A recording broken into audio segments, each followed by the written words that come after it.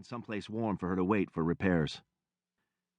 She flipped open her phone and stared for a moment at the photo of her son on the display. He was smiling, happy and free of cares, just as every toddler should be.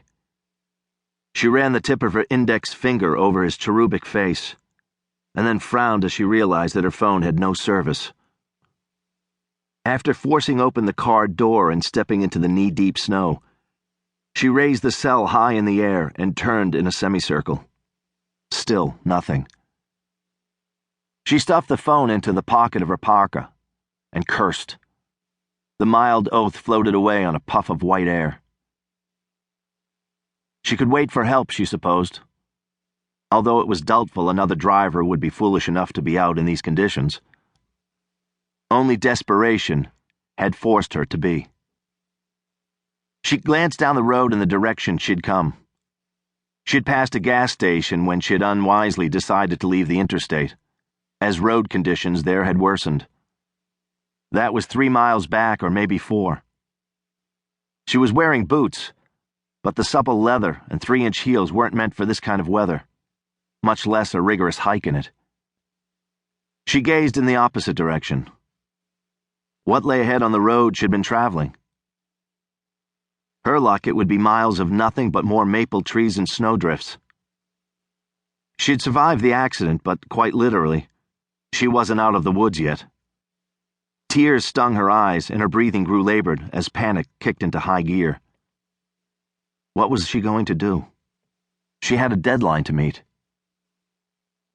Caro thought she heard bells, a rhythmic jangling from off in the distance.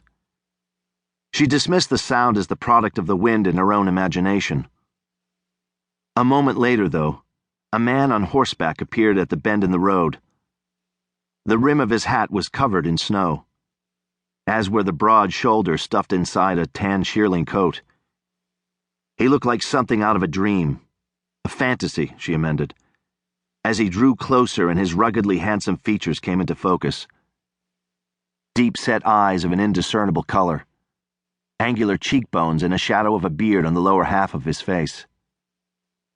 Caroline's heart knocked out an extra beat at the same time her knees gave way, and she sank into the snow.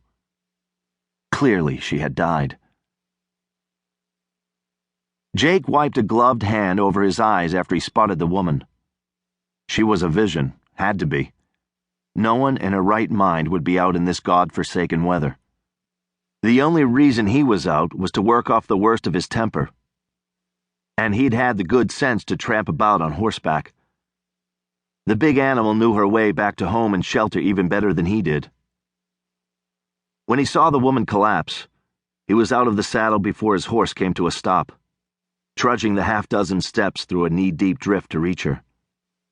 He crouched beside her, resisting the urge to scoop her up in his arms. Protect and serve. A lifetime ago, those words had been part of his daily mantra. No longer. Lady? Hey, lady. His words sawed gruffly through the wind. Are you okay? She gazed at him with glazed eyes and a look of terror and revulsion. He wasn't insulted. He'd had that effect on people before.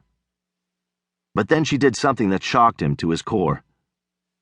She raised one shaky hand to the side of his face and asked, "Are you an angel?" The question took him by surprise. Jacob had called a lot of things during the past year. Angel wasn't among them. Not even close. I thought... Are you hurt? She blinked, frowned. I guess not. You're sure you didn't hit your head or anything? He glanced past her into the car and noted the deflated airbag. It had saved her from greater impact, but that didn't mean she hadn't sustained injury. I'm okay, she insisted. As if to prove the point, she struggled to her feet. Jake rose with her.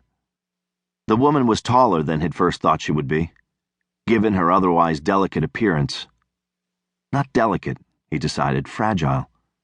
There was a difference. The top of her head came even with the bridge of his twice-busted nose.